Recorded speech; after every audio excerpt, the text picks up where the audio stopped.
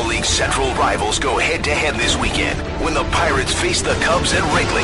Swing and a miss. He struck him out. The pregame at 3 Eastern, first pitch at 4. Saturday on ESPN Radio and the new ESPN app. Get ready for the latest NFL info you need to know. NFL Insider starts now. We've got the full staff in play today as we hope to make some sense of Deflategate, as one of the game's biggest stars has been suspended 4 games, and one of the most successful franchises in NFL history has received one of the stiffest penalties ever. To talk about it all, we have Ryan Clark, Jeff Saturday, Adam Schefter, Mark Dominic. I'm Suzy Kolber. Also with us for the next 90 minutes, Bill Polian and Louis Riddick. Also here in studio, Jarrett Bell, Phil Savage, and Darren Woodson. Along the way, we will check in with Michelle Steele and Mike Reese from Foxborough. First things first, the penalties. Here's how it goes, handed down last night. The punishments against the Patriots for deflating footballs used in the AFC title game. Tom Brady suspended for the first 4 games of the 2015 season. The Patriots lose 2 draft picks, a first-rounder next year and a 4th-rounder in 2017. And the team receives a $1 million fine, the largest imposed against a team in league history. Robert Kraft, unwavering in his support for Tom Brady and clear in his feelings about the penalties, quote, "Despite our conviction that there was no tampering with footballs, it was our intention to accept any discipline levied by the league. Today's punishment, however, far exceeded any reasonable expectation. It was based completely on circumstantial rather than hard or conclusive evidence. We recognize our fans' concerns regarding the NFL's penalties and share in their disappointment in how this one-sided investigation was handled. Tom Brady has our unconditional support. Our belief in him has not wavered." Ted Wells, who led the investigation into Deflategate, addressed the media a short time ago. The conclusions in the report represent the independent opinions of me personally and my team, and those conclusions were not influenced in any way, shape, or form by anyone at the league office. We made a fair and reasonable review of the evidence, and we reached conclusions based on the preponderance of the evidence standard, which I was required to apply based on the league's rules. I totally disagree with Donnie's statement that I did not describe key aspects of Mr. Brady's interview in the report. I do. Now, Mr. Yee has suggested in some way I left out important information, and Mr. Yee, is what I've read in the paper, says he was there and he has copious notes. Let me be clear. I have no objection for Mr. Yee to give to the media his notes. There's nothing, I guarantee you, in those notes that would have made any difference to my decision. So he should publish the notes and stop acting like there's some secret in the notes. He should publish them. The Patriots provided me, in my opinion, with substantial cooperation, except in one critical and crucial area. I wanted to do a second interview of Jim McNally. Jim McNally was the second Patriots person I interviewed.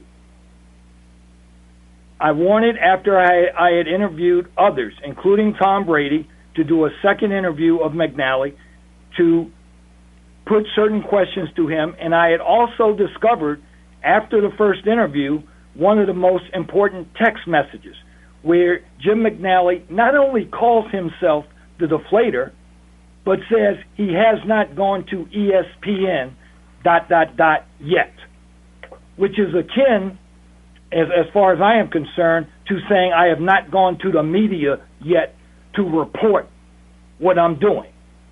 And I had not found that text at the time of the first interview. I wanted to confront him with that. I asked for a second interview. I said I would go to New Hampshire. I would interview him in the morning, afternoon, night. I didn't care. I would make myself available whenever he was free. And not only did they say I couldn't interview him, they said they would not even tell him about my request for an interview. So on that particular point, which was critical to this investigation, they did not cooperate, and the report sets that out. To answer any questions in terms of the back and forth between Mr. Brady and my team, he was totally cooperative. At the same time, he refused to permit us to review electronic data from his telephone or other instruments. Most of the key evidence in this case, as in most cases, come from people's cell phones, and he refused to let us review the phones. And I want to be crystal clear. I told Mr. Brady and his agents I was willing not to take possession of the phone.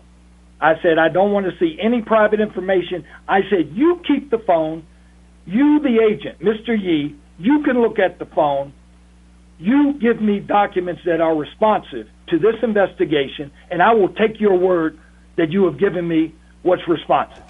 And they still refused.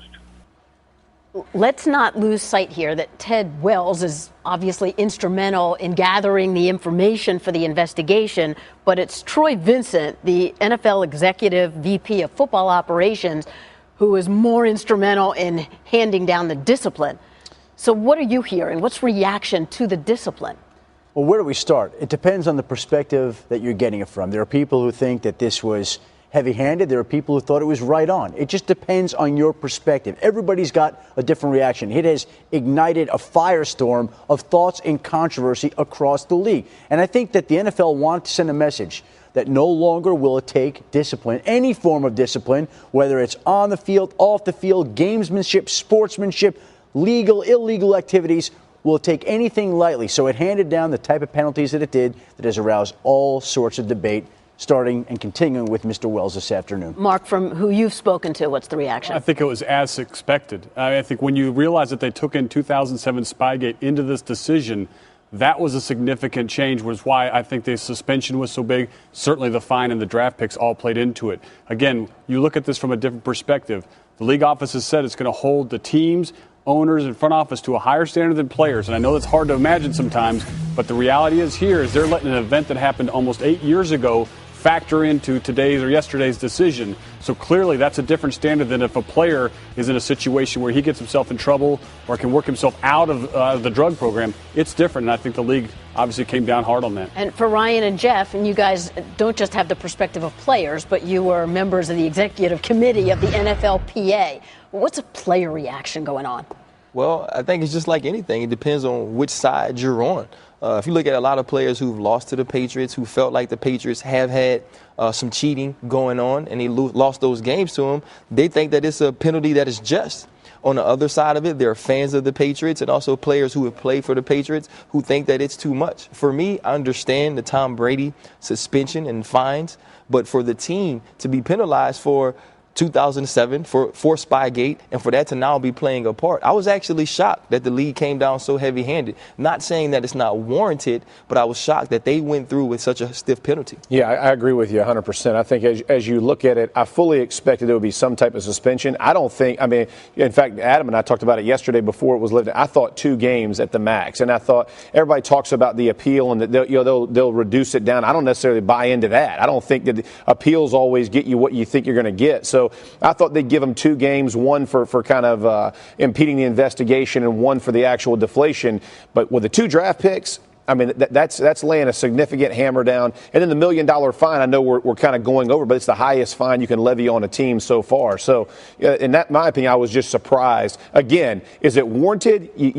Yeah, but was it surprising to me? Absolutely. The fine would have been more crippling if they put it and applied it to their salary cap, which they didn't do. And as Mark pointed out yesterday, they're in a situation where financially they're actually going to benefit from it because they don't have to pay Tom Brady's salary of close to $2 million and they're fined $1 million.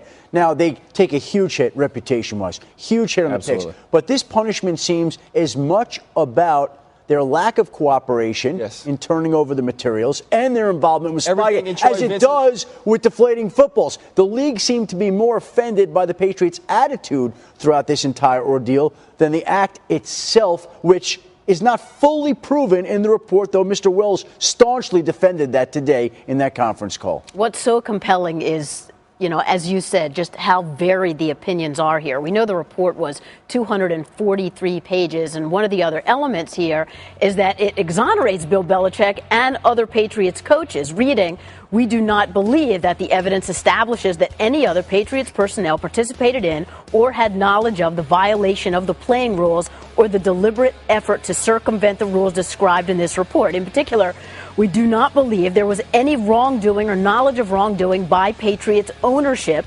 Patriots head coach Bill Belichick, or any other Patriots coach in the matters investigated. We also do not believe there was any wrongdoing or knowledge of wrongdoing by Patriots head equipment manager Dave Schoenfeld.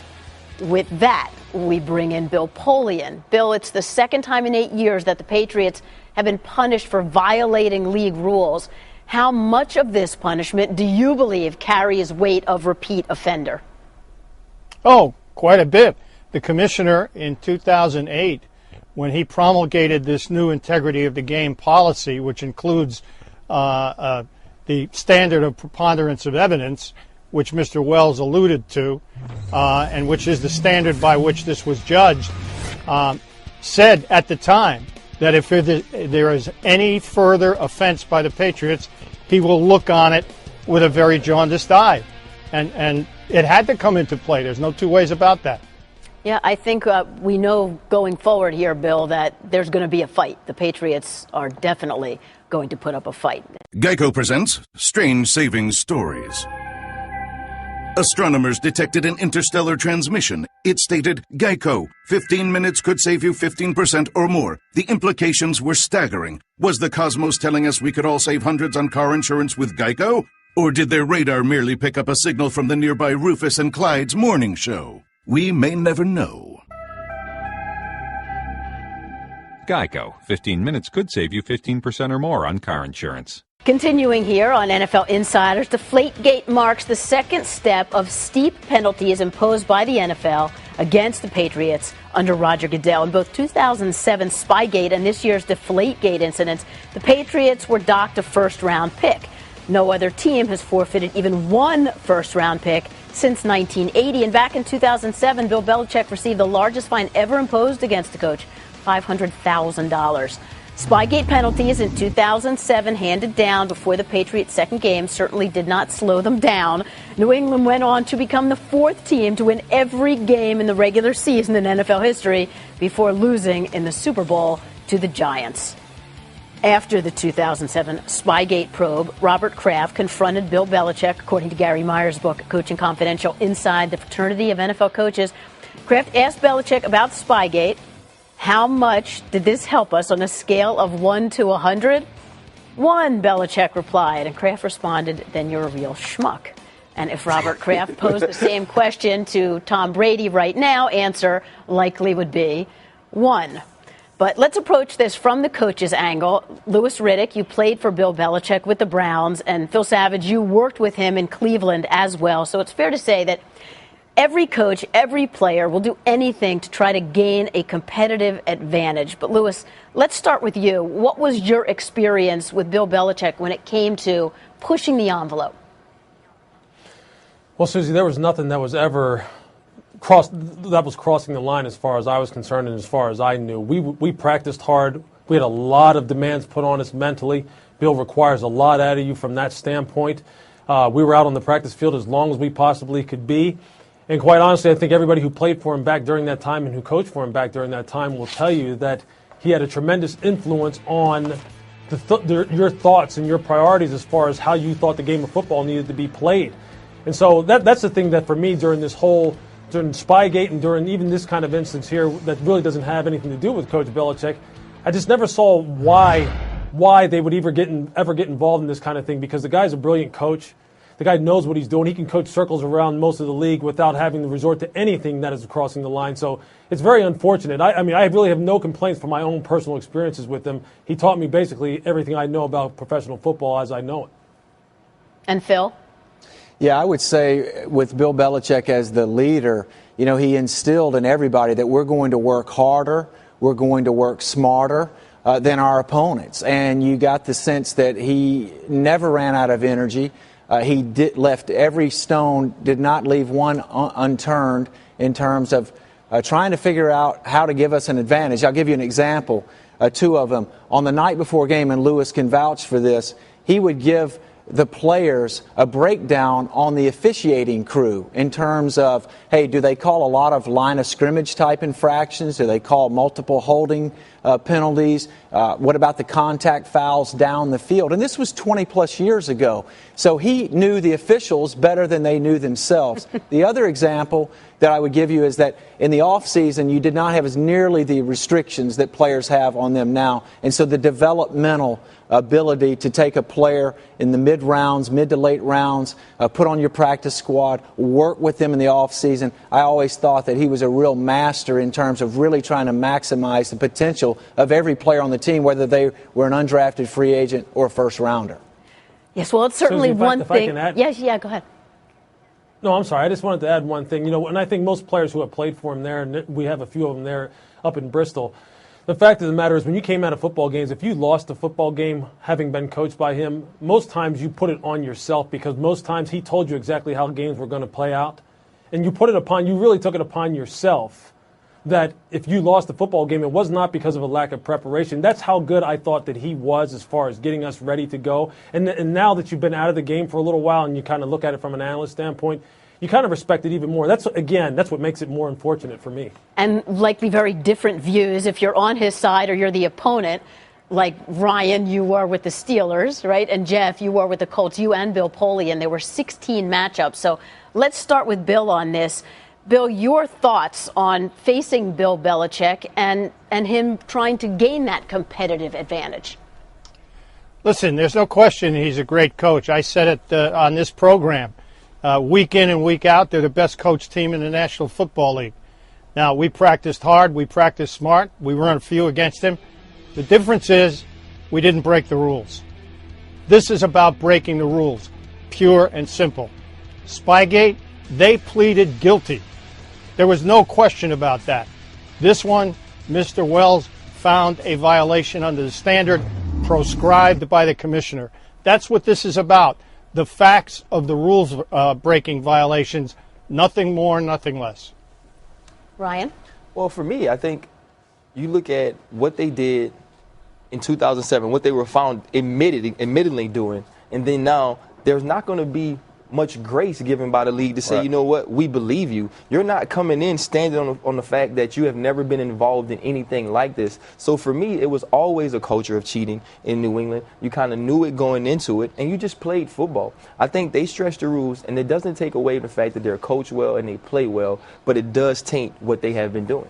Yeah, I think for the whole situation, the biggest thing for me was how Tom Brady handled the situation after they were caught and the discussions afterwards. Just kind of the arrogance of it's no big deal, kind of laughing it off a little bit. Even on the radio, they talked about. I don't think he took for how serious the matter truthfully was. But from a player perspective, look, the games are played on the field.